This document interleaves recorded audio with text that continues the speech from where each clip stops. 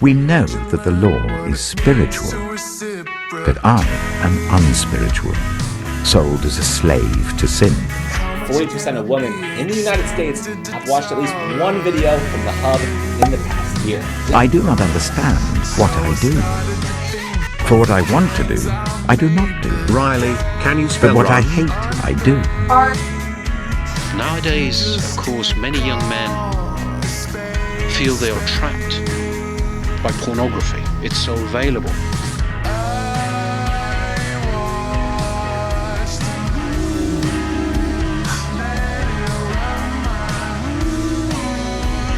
Every single thumbnail, every single video on all of these channels completely violate YouTube's content guidelines. For in my inner being, I delight in God's law. But I see another law at work in me, waging war against the law of my mind and making me a prisoner of the law of sin at work within me. What a wretched man I am. The body, however, is not meant for sexual immorality, but for the Lord, and the Lord for the body.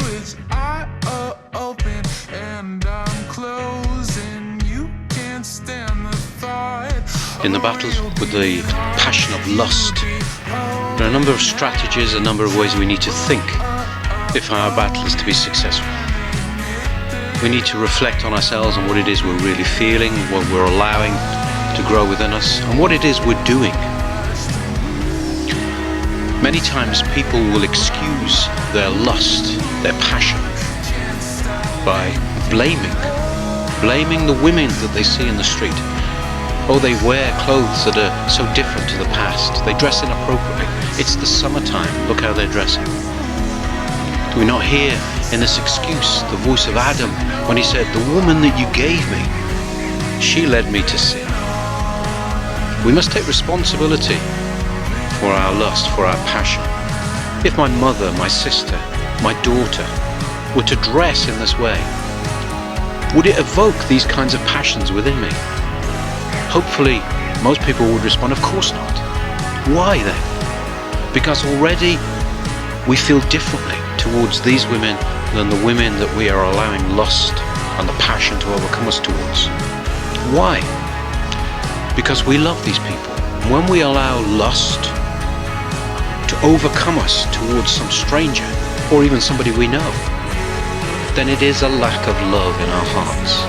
We must recognize it is a complete lack of love to turn somebody into the object of our lust. For every deadly sin, we can cultivate the contrary virtue and face the problem head on. But with lust, it's a bit different. You actually don't want to confront it directly. You need to flee. In his book Spiritual Combat, Father Lorenzo Spicoli writes that unlike other sins, there is never a time where you should willingly subject yourself to temptation against purity. In other words, lust isn't conquered by facing it head on. It's conquered by fleeing. He says that lust often achieves in one instant what whole years could not affect. If I'm feeling tempted at night, I would rather run out of my house and sprint until I collapse than fall into temptation. The saints had a similar mentality. St. Francis of Assisi would run outside in the middle of winter and jump in the snow. St. Benedict grew himself into a thorn bush, and St. Bernard jumped into an icy pond. You have to flee. The key here is your mindset. You have to flee. You shouldn't be wanting to fight this battle. You have to leave. You have to go to the desert. You're not fighting, you're fleeing.